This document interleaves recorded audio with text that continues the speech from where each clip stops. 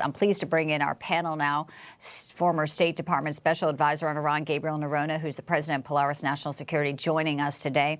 And also great to have back with us Lily Tang Williams, a survivor of China's dictator Mao Zedong. She's now running again for New Hampshire's 2nd Congressional District. Thank you both. We appreciate you joining us today. It's obviously, now we have hospitals. Gabriel, we saw Netanyahu there saying the supreme leader cannot stay. And they do signal, at least with Israel, the liberation of the Iranian people. Now, here in the United States, we're not talking about regime change, but when you see these types of momentum here where civilians being attacked, it does seem like there's a growing chatter about a potential that Khamenei does not survive or there is a regime change. Where do you stand on the calculus of this now, day 7?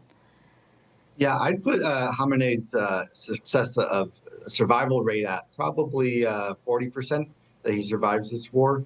Look, what Israel said was, if you target our civilian infrastructure, if you target civilians, residential buildings, hospitals, that's the red line where we are willing to take out Khamenei.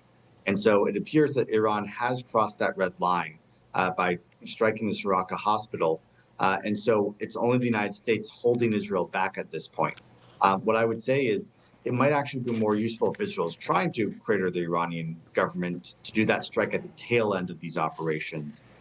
Right now, the Iranian people are still evacuating. They're sort of uncertain. I don't think they're going to take to the streets at the moment. I think they need to see the military operations curtailed and completed before anything like that would happen. But I will say, Khamenei made a very grave mistake if he is the one that ordered that strike on the hospital.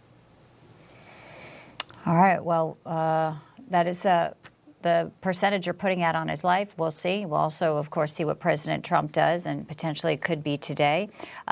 Lily, let's talk about Chinese President Xi Jinping. He had a call with Vladimir Putin today, and they're also putting out a statement saying that they oppose any act that infringes upon the sovereignty, security, and territorial integrity of other countries. Not surprising. We also know this week there was China's interference, according to FBI Director Kash Patel, in the 2020 election. Fake IDs, fake driver's licenses. And talk to us about China's influence here in the United States and also as our adversary here with Putin. Yeah, I've been worrying about this for a while, that China, I saw the Chinese documents in 2020 that they did want to interfere with our elections. And after Hillary Clinton, claimed that, we need China to back us, that means back Democrats to win the elections, then you have a COVID leaked from Wuhan lab. Hong Kong protesters were crushed, and the U.S. election and start to print mail-in ballots, and some of them, millions of them from China. And so this need to be serious investigations. I don't know if you saw a Chinese professor's Chinese speech on YouTube, later got taken down by Chinese CCP. He was talking about, we could not fix Trump, but now we have our friends in the U.S. government. All those stuff, we need to connect the dots and to get to the bottom of that. Yeah. And we are seeing, the arrest of the Chinese researcher, the agro-terrorism. We're concerned about, cells here, sleeper cells. Gabriel, talked to us, too, about, when we look at, what open borders have done. This is also a concern as we look at potential for escalation with the U.S., potential involvement. What, if any, Iranian cells are here in our backyard? Yes, we had a secret police station. Sorry, that's for.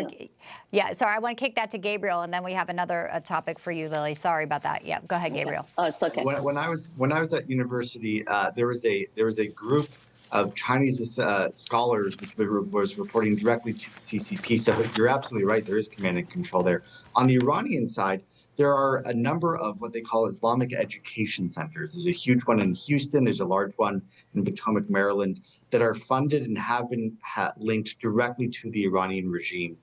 These are people that actually teach their children to pledge loyalty to Ali Khamenei, that they have commemorations of Soleimani's death every year. These are really pernicious cells. I've talked to law enforcement about them. I know they're concerned about these things.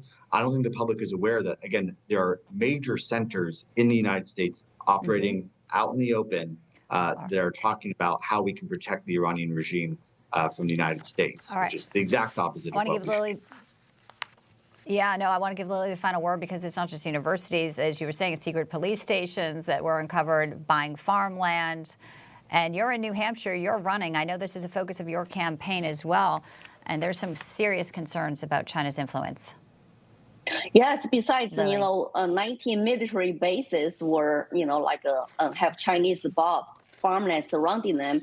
Recently, we have the richest man from China, Zhongshan San, and his water bottle company, the largest water bottle company in China, bought a commercial real estate in Nashua, New Hampshire, which is within 100 miles of Cape Cod joint military base. And they are the one who detect early, missiles coming to the east coast side of the United States. This is very concerning.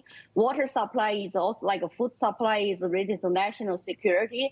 And they close a deal right after the transitional period between two presidents. So we need to get the Treasury Department to rigorously investigate, review this deal led by the Nongfu Sanquan, which is a Chinese company. Yeah.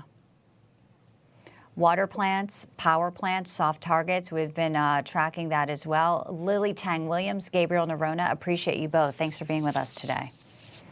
Thank you, Bianca.